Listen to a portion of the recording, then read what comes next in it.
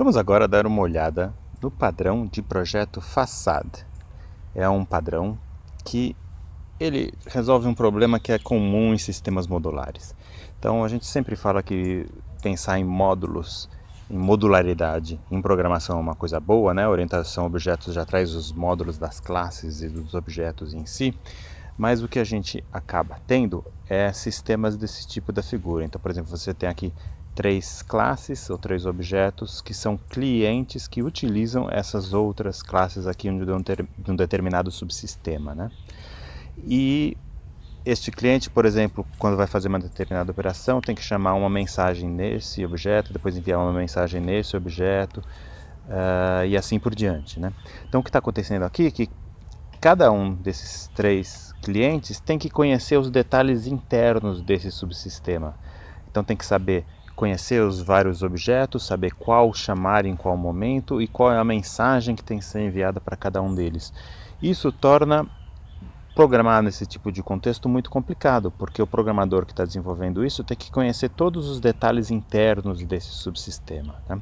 Então, uma situação como essa torna o desenvolvimento de software muito complicado. Para evitar esse problema, apareceu o padrão Facade, ou fachada em português, tá? O padrão Facade, a ideia dele é que você vai esconder os detalhes internos de um subsistema, criando uma nova classe, que vai ser essa classe fachada aqui, que ela vai ser a interface desse subsistema com o mundo exterior, tá? Então ela vai funcionar como uma proteção para esses clientes, para não terem que saber conhecer todos os detalhes internos desse subsistema. E a mesma coisa, esse subsistema fica também protegido ali dos clientes de fora fazerem algo que não deve com o sistema, né? Essa fachada, então, ela é responsável por receber as mensagens enviadas para ela, e ela sim conhece os detalhes internos do subsistema, tá? Então quem implementa a fachada tem que conhecer tudo que acontece aqui dentro desse subsistema, mas quem usa a fachada não, só deve conhecer a documentação da fachada e os métodos da fachada. Então a partir daí fica muito mais simples o desenvolvimento de software nesse contexto, e a coisa fica muito mais limpa, tá? Então é um padrão estrutural e o objetivo dele é prover uma interface unificada para um conjunto de interfaces em um subsistema. E essa fachada oferece uma interface que simplifica, ela oferece uma interface de alto nível que facilita o uso do subsistema, tá? Uma coisa interessante é que no livro do Goff não tem esse C cedilha, que eles escrevem só com o C. Mas a palavra fachada é uma palavra que é usada na língua inglesa, veio do francês, mas é usada na língua inglesa com C cedilha.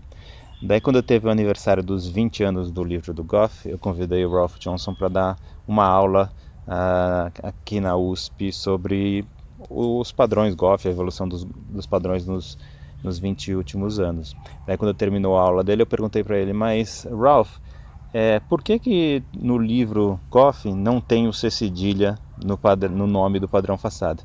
A resposta dele foi, não tem o C cedilha? Eu achei que tinha, mas no livro não tem, né? Então a palavra sim, o jeito certo de escrever é com C cedilha, uma das poucas palavras em inglês que tem C cedilha. Um uso conhecido que é trazido no livro do Goff é um caso bem interessante, que é o sistema operacional Choices, esse SO. Choices, ele foi o primeiro sistema operacional construído totalmente em C++, numa época que se dizia que seria impossível ter um sistema operacional funcionando numa máquina real e numa linguagem orientada a objetos. E daí um grupo de pesquisa na Universidade de Illinois em Urbana-Champaign, chefiada pelo professor Roy Campbell, mostrou que estava errada essa ideia. Não só é possível, como eles escreveram e implementaram um belo sistema operacional totalmente em C++. Na época, eles publicaram um artigo, que é esse artigo aqui, na revista Communications of the ACM, que é uma das revistas mais importantes de ciência da computação. E o título do artigo é Designing and Implementing Choices, an Object-Oriented System em C++. E eles mostram como orientação a objetos ajuda muito no desenvolvimento de um sistema operacional. Então eles têm primeiro uma versão toda abstrata, com classes abstratas de todos os elementos de um sistema operacional. Então domínios de memória, processos, cache de memória, tabelas de tradução de endereços, que são todos os elementos que a gente tem dentro de um sistema operacional. Eles implementaram isso como um conjunto de classes abstratas e depois eles conseguiam customizar essas classes abstratas para diferentes casos, em particular para diferentes tipos de sistemas operacionais que eles implementavam. Então, por exemplo, Spark Station, que era o nome de um computador específico, uma estação de trabalho que existia na época, eles tinham uma implementação específica do sistema operacional, e daí eles usavam classes concretas implementando aquelas classes abstratas para implementar o SO para essa Spark Station. Eles tinham um sistema operacional virtual, que era tipo uma máquina virtual, que também era uma outra implementação. Então eles utilizaram várias coisas de orientação a objetos para tornar o desenvolvimento de sistemas operacionais algo possível. E na verdade, da década de 2000 para cá, a grande maioria dos novos sistemas operacionais desenvolvidos utilizam linguagens orientadas a objetos para implementar normalmente C++ por questões de desempenho, né? E nesse sistema operacional, eles utilizaram o padrão fachada da seguinte forma. Tem todo um pedaço do subsistema, de um subsistema do sistema operacional, que era esse de gerenciamento de memória virtual, que tem esses vários componentes aqui, e que é uma coisa meio complicada, né?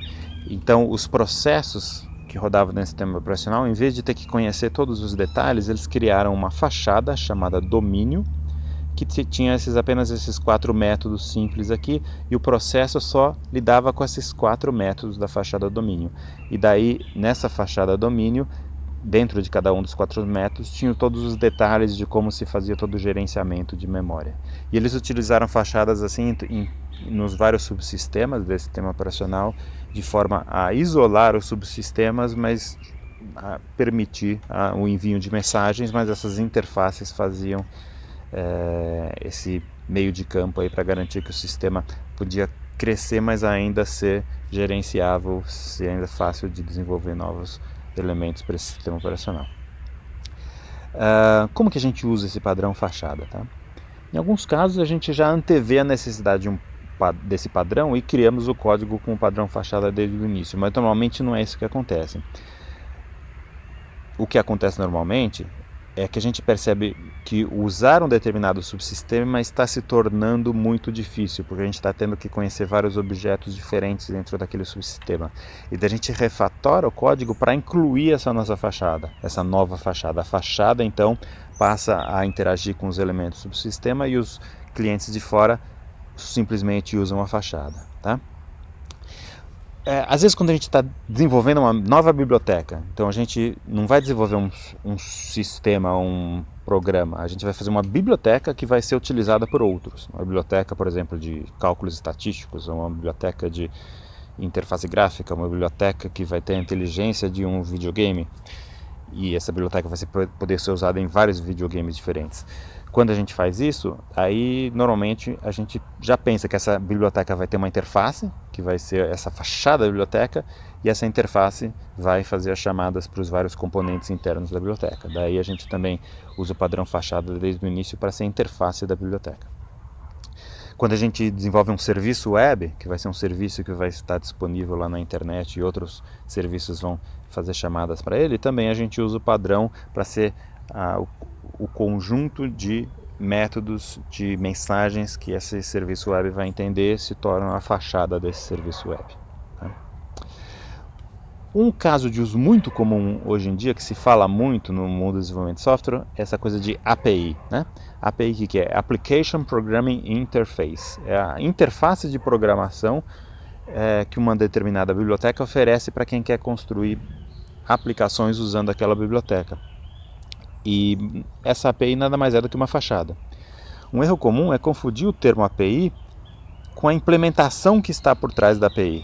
Então, quando a gente fala eu vou usar uma API, você está falando eu vou usar essa interface. A gente não está falando que essa API não implementa nada. A API é simplesmente a interface. Por trás você precisa ter uma biblioteca, um serviço que vai implementar essa API. Tá? Então, a implementação em geral está numa biblioteca, num serviço, num arcabouço, num framework que é código que implementa aquela API.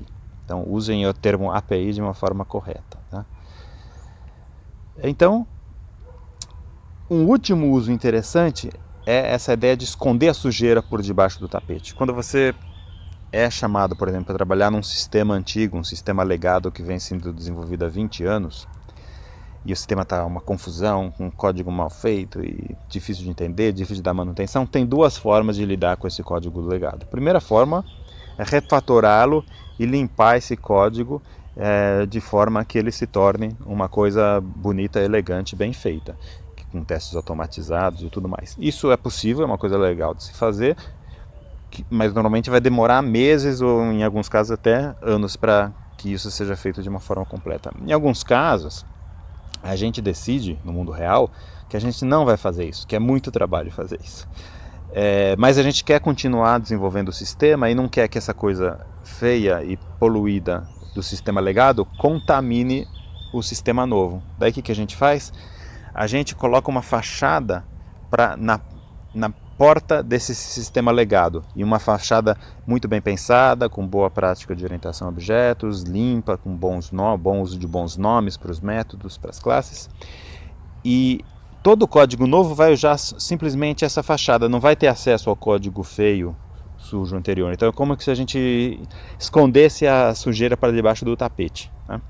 A fachada faz o papel de separar o novo código, que vai ser desenvolvido com testes automatizados, com boas práticas, usando bons nomes para as variáveis, para os métodos, e ele vai ficar protegido de toda aquela sujeira do código antigo, porque tem essa fachada aqui no meio do caminho. Então também é um uso interessante aí do padrão fachada, tá? Então, resumindo, padrão façade, a ideia é que a gente vai ter um único objeto, ou uma única classe, que define uma interface simplificada para um sistema complexo, tá? Muitas vezes, como é um único objeto, às vezes a gente usa um singleton para implementar essa fachada, tá? E a ideia é promover o desacoplamento do cliente em relação a um subsistema. Então o cliente não precisa conhecer os detalhes internos do subsistema, o cliente fica acoplado só à fachada do subsistema. Então é isso, espero que vocês vejam muitas fachadas pela frente e que vocês implementem algumas delas. Um abraço.